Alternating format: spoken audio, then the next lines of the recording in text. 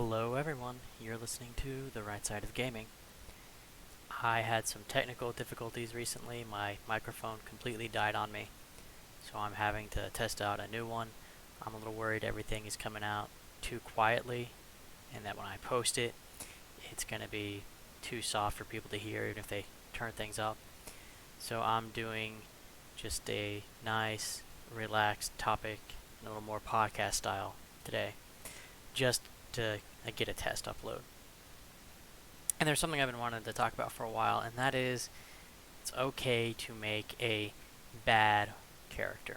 And I don't mean bad as in evil, I mean one that isn't completely optimized for combat. So, a little while back, when I was running a game for this one group, someone told one of my players that she had made a poor choice in picking her subclass. So if you're not aware, in D&D, you have your various classes that you can play as. Um, your wizard, your cleric, your rogue, stuff that I think most people kind of understand at this point. And she was playing a druid. Now each class has a subclass, so you can be different types of wizards, different types of rogues, different types of druids. And she was a Circle of Dreams druid. And this other person, who wasn't even one of my players, had told her that she had made a bad choice because there were other better subclasses she could have picked from. Everything she got from the Circle of Dreams, she could have gotten something similar or better by making a different choice. And to be honest, that ticked me off a lot. And who is this person to tell one of my players what they should or shouldn't be playing in one of my games? That's between me and the player. And I was thinking, I get that a lot of people really focus on that part of Dungeons and Dragons and gaming in general, where you want to min-max your character, make them as effective in combat as possible, or sometimes not necessarily in combat. Maybe you want to make the stealthiest character possible, or the one with the biggest persuasion check bonus, or bluff check, or whatever. And I get that, and that's fun. It's an interesting exercise. It lets you really stretch some of your creative and logical powers to come up with something, and just for fun, see how high you can get your numbers. I get that. And I get that some people want to play that way. But not everybody does. Okay? If you are in a group that's like that, I can understand telling someone like, hey, you may not be able to keep up. Let's, see what we can do for your character to improve them a little bit. And if that's the way everyone wants to play, that's understandable. But if you're not in one of those min-max games, I think there's a lot more room to play what you want to play. If one of my players wants to make quote-unquote suboptimal choices, well, that's their decision. And if any of the others want to do the same, that's fine by me.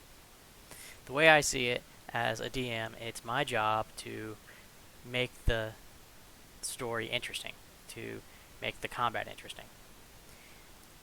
I can tailor things to fit my party regardless of who's in it. Now, if there's some big disparities, yeah, that might be a challenge for me.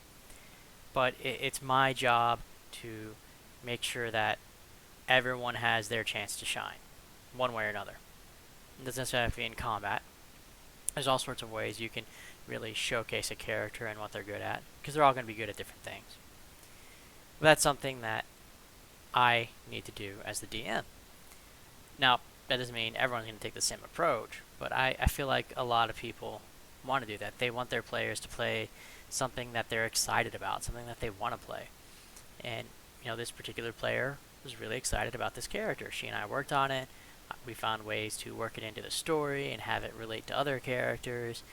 And the subclass she picked made sense for how she saw the character and how she wanted to play things out and how it tied into her race and all this other stuff.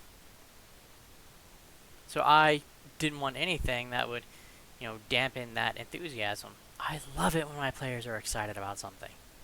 I may not always agree with what they're excited about, but you know what? If they like it, even if it's not my thing, I want them to run with it. I want to do my best to accommodate them.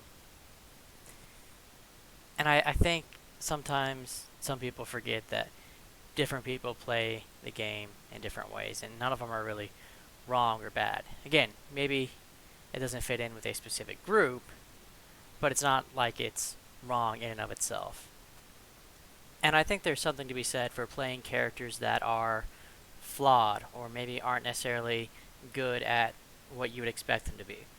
Sometimes it's fun or interesting to watch them overcoming those flaws, to watch them grow. Because if it's not just a short dungeon delve type of thing, there's usually room for a little character growth. And I think that is a really fun part of D&D and storytelling, watching a character grow. It's like, maybe this wizard isn't really good at casting spells. Maybe they can't hit the broadside of the barn with their magic missiles or whatever. So maybe they decide to focus on buffing spells. Or maybe you have a rogue that isn't very dexterous. Maybe they're not really good at jumping around and disarming traps and things like that. But maybe that just means that they focus on their sort of roguish personality instead. Or maybe they just brute force their way through everything and really rack up the sneak attack damage. I mean, there's different ways to play a character. And I think when you step away and make some that maybe aren't necessarily the best, you get some really unique and interesting ones. And I think it's really fun to watch how some of those characters will go through a game and how they would interact with stuff, maybe more so than your typical party that a lot of people would get.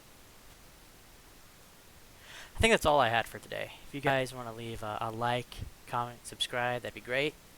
If you want to tell me a character that you played before that maybe didn't fit the norm, maybe you had a race or class combination that most people didn't play, maybe it wasn't optimal, or maybe you made some choices that other people might have thought were weird but wound up being really fun for you, I would love to hear about those.